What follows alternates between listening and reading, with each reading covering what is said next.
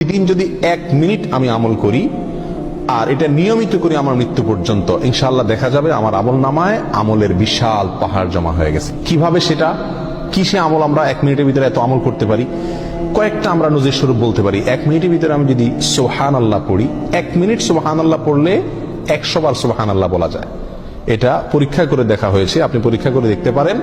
সুবহানাল্লাহ সুবহানাল্লাহ সুবহানাল্লাহ গুনে 100 বার সুবহানাল্লাহ পড়তে কতক্ষণ সময় লাগে? সর্বোচ্চ 1 মিনিট সময় লাগে। 1 মিনিট আপনি 100 বার সুবহানাল্লাহ পড়তে পারেন। আর 100 বার সুবহানাল্লাহ পড়লে কি হবে?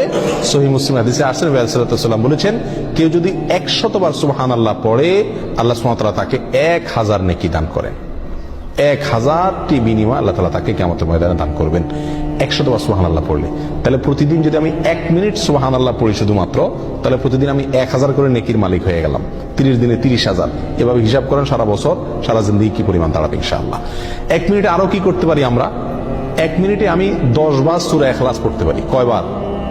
10 বার। পড়ে দেখেন 1 মিনিটে 10 বার পড়া যায়। 9 বার কমপক্ষে আপনি পড়তেই পারবেন। নবী আলাইহিস সালাম তার এক হাদিসে বলেছেন যে, তোমাদের মধ্যে কেউ কি প্রতিদিন একবার গোটা কোরআন পড়ে শেষ করতে পারবে? সাহাবায়ে কেরাম বললেন, ইয়া রাসূলুল্লাহ, এটা তো কঠিন, প্রতিদিন গোটা কোরআন একবার শেষ করা। তিনি বলেছেন, সূরা ইখলাস, কুল হুয়াল্লাহ, কোরআনে কারীম 3 ভাগের 1 ভাগ পড়া সমপরিমাণ সওয়াবের সমতুল্য। তাহলে আপনি 1 মিনিট সময়ের ভিতরে যদি 9 বার সূরা ইখলাস পাঠ করেন, তাহলে কয় খতম কোরআনের সওয়াব হলো? 3 বার কোরআন শেষ করার সওয়াব প্রতিদিন 1 মিনিটে আপনি অর্জন করতে পারছেন। আল্লাহ সুবহানাহু ওয়া তাআলা আমাকে প্রতিদিনে 1440টা মিনিট দিয়ে থাকেন।